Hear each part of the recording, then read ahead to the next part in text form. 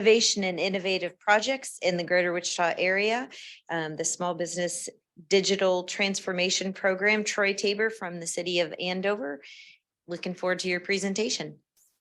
Me too. After that, that was a little bit depressing, I think, but it's an actionable thing that we can look at that and understand the data and maybe make some changes in the way that we attack safety. I would also say that we've had probably hundreds, if not thousands of hours of data just thrown at us in about an hour and a half. And so everyone that's been a piece of that, we love it. We appreciate it. It's all actionable. And when we do have, some questions about some things that might not be there, it's not anything against anybody doing the work. It's just, we just had other ideas. So don't take it personal at all. Everybody has this digital maturity level on their desks there. You know what? I didn't bring them for everybody. There's a slide for that later. It's interesting. Data is the last thing on here at the bottom of the slide, but it really helps to drive home how important it is to gather the type of information that you just saw. So I'm here today. Again, I'm Troy Tabor. I represent humbly the City of Andover. I've been on WAMPA board for a while. Also a part of the League of Kansas Municipalities. So I'm able to represent all of us here at a state level as well. It's a lot of hats that I wear, but through all of that, I'm also, or in addition to all that, I'm part of the Wichita State University at the Center for Entrepreneurship. I'm the director there, and I help entrepreneurs and small businesses in different areas of growth, whether you're a startup or an existing company. And I'll tell you, I want to big shout out to Wichita for even allowing us to do a program like this. It would not exist without the City of Wichita's grant. It's an ARPA funded program. $1 million went to Center for Entrepreneurship, really 600,000 passed through right to the businesses. And since I have a tech background, this was like in my wheelhouse, which is a transformation and growth. It's digital transformation program. And I don't see the right, maybe this will do it. Oh, look at that. I can do technology. Okay, so the Small Business Digital Transformation Program, as I mentioned, is funded through an ARPA grant.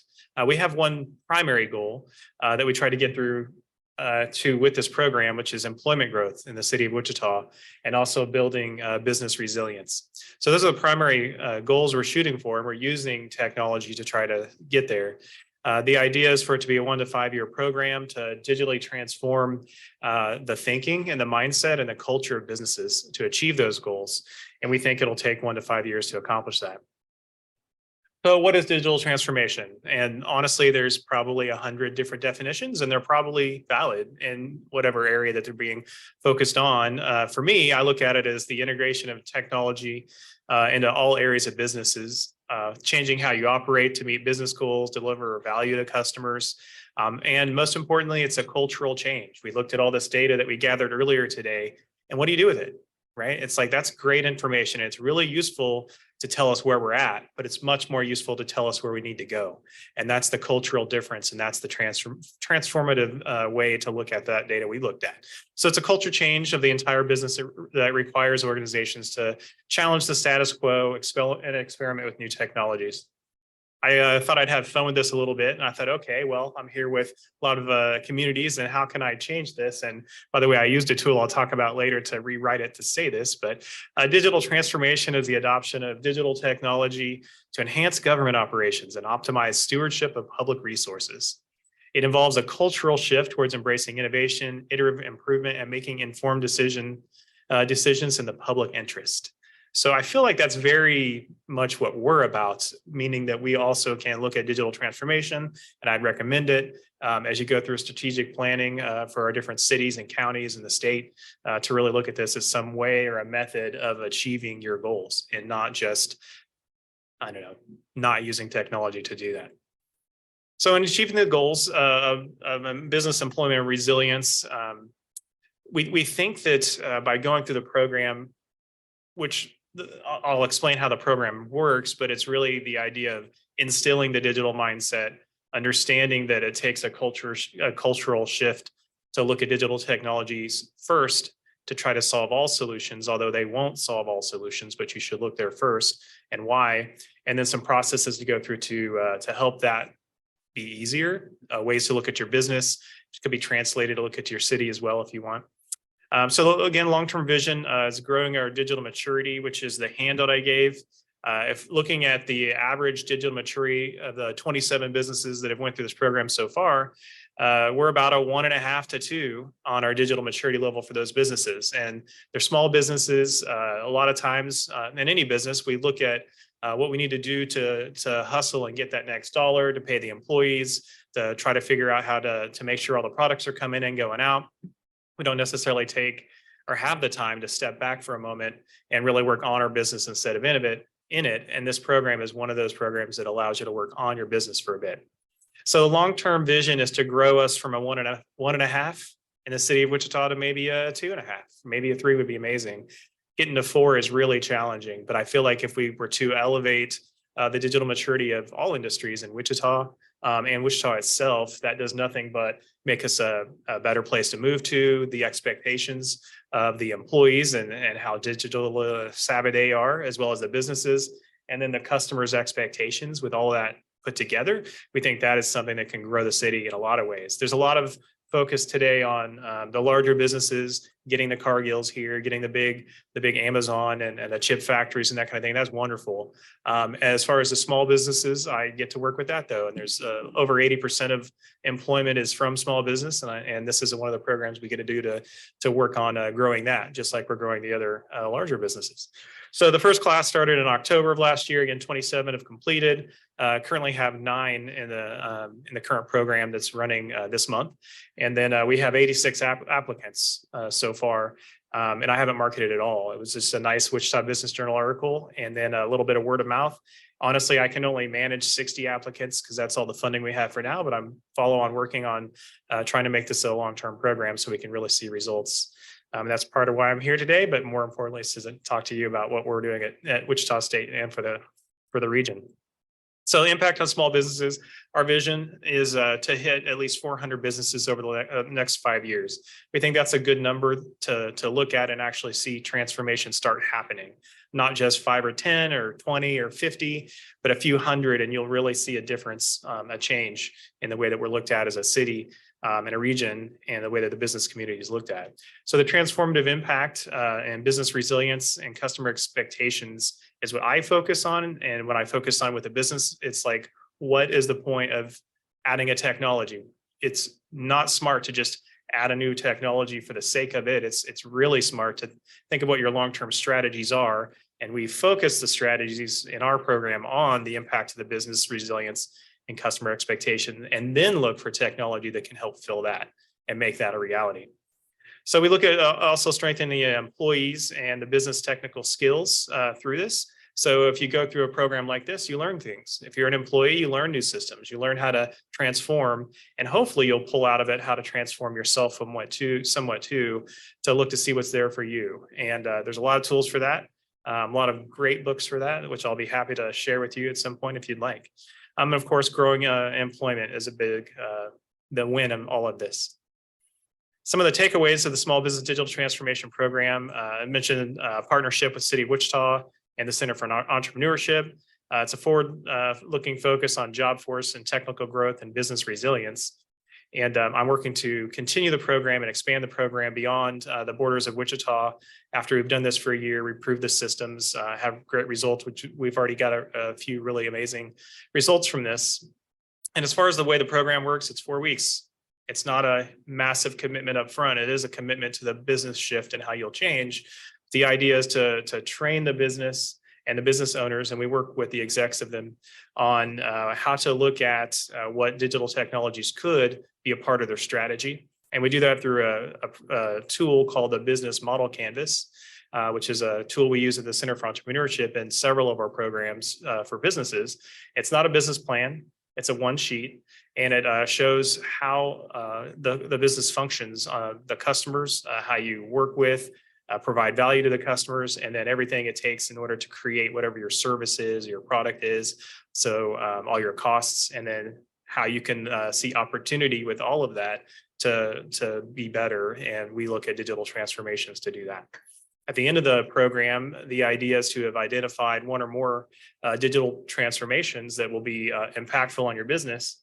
And that plan is what the business gives to us as a final turn in. You could say it's like a final for your class. And we use that to award the award from the program, which currently is $10,000 for the businesses that go through it and complete the program. So that's the main part of the program. And the last, I wanted to show you something technical, although I don't see a keyboard. Is it down here? Yes. So I would be remiss if I didn't pull out something that everybody loves called ChatGPT. So who here has used it? Show of hands. 1, 2, maybe. That doesn't make me happy. You're kidding me right now. Okay. No, but this is your chance to educate us. So I was thinking about how I could do that. And I'm like, okay, I came up with a couple of prompts, what I'm calling it, which is questions on what it can do. And I'm like, okay, so for this audience, what would be a great use for, okay, YouTube, hold on, I gotta see, I'm secure here. What am I doing, YouTube? Okay.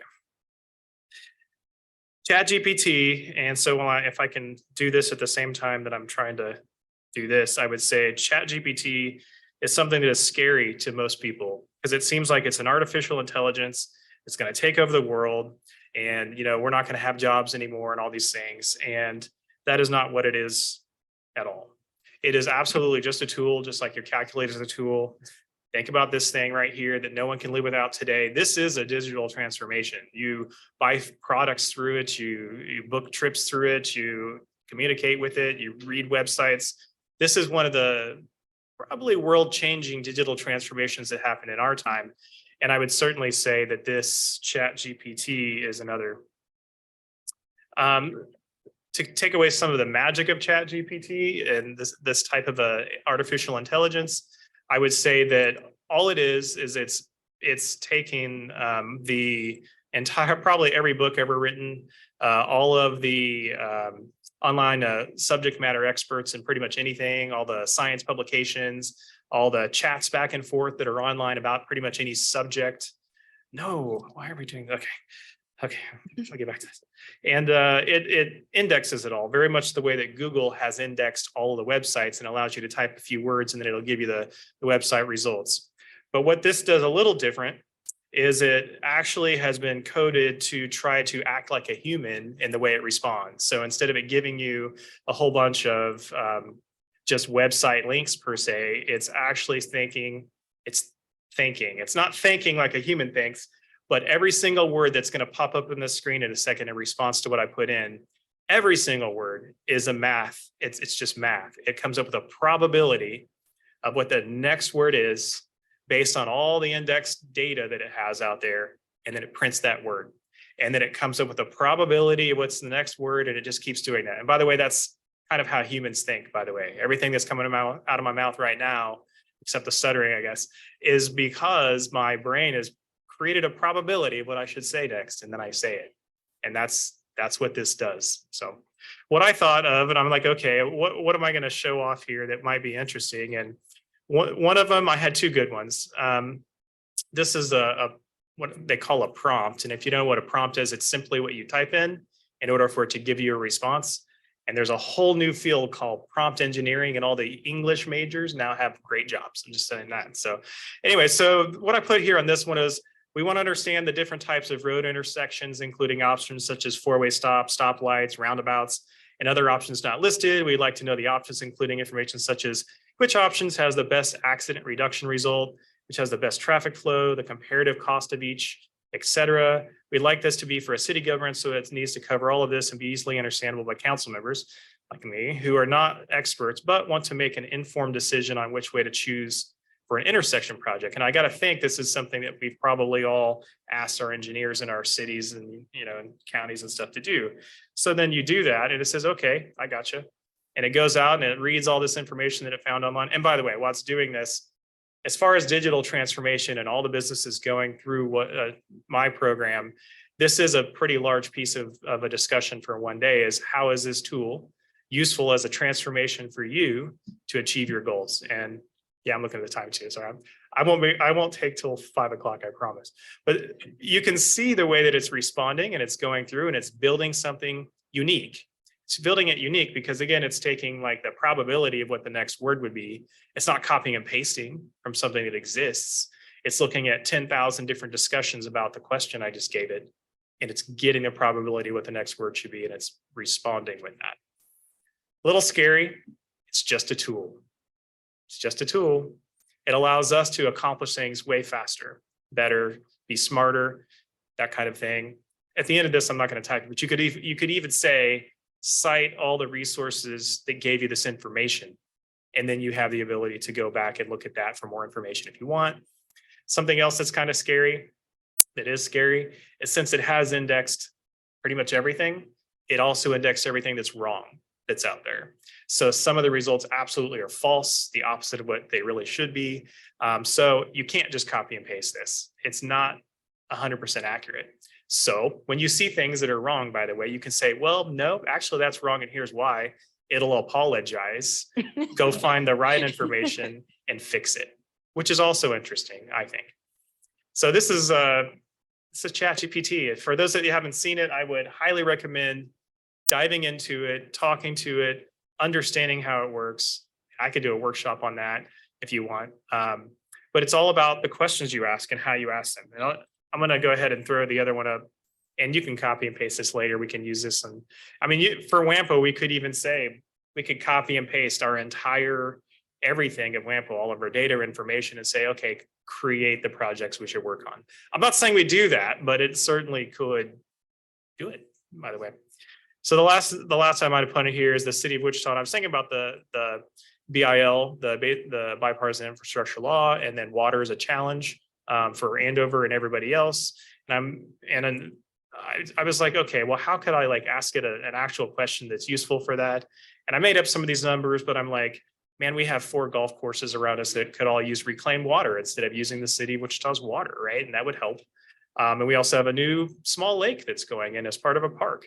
We really should be figuring out how to put water in there without it just being the wells and using the City of Wichita. So I asked it that. I said, we're a city, how big we are. We have these golf courses. There's water. We don't want to use drinkable water anymore. And I said, you are a top grant writer. So you can tell it what personality to take on because it's indexed all this information. So I said, you're a top grant writer who specializes in large grants for the state of Kansas. This bill will be written to the Commerce Department. Actually, I'm going to change that to grant. This grant will be written to the Commerce Department of the state of Kansas, who is managing federal funds for projects such as this. Total cost estimate to be $8 million. I really made that up totally. I said, can you please write the grant for me? Sure. Here's your grant. Oh my God. So this again pulls from a lot of grants that have been published and written and out there. And when you get things like this, by the way, and I would caution again, not to just copy and paste, it's probably going to be fairly basic. And then as you read it though, that's just done several hours worth of work for me or more. And then I would refine it. And I would say, well, project overview is too bland. I'd like you to spice it up with, these words. It will do that. I will rewrite it in the way that you want. You could say, well, you're not pulling enough information to provide me the data I need in order to, prove this objective. And it'll go find it and it'll put it in here. I mean, it's pretty amazing tool. Everybody's staring at this now. Okay. So you can see it happen. And so that was a project that I think that all of us would find useful to write for a grant. So in conclusion, the hope with the program, again, big thanks and shout out to the City of Wichita for helping fund this program, is to instill digital transformation and the digital mindset into the businesses and help them to achieve some of the goals using digital technology and move all of them digital maturity level up in our area. Any questions? Any questions for ChatGPT? No, you can do that on your own. Okay. Thank you very much. Great job, Troy. Thank you. That was fascinating and frightening all at the same time. And as a low-tech person especially, but thank you for being the first one to kick off our series for this year, talking about innovation and innovative projects in our area. So great.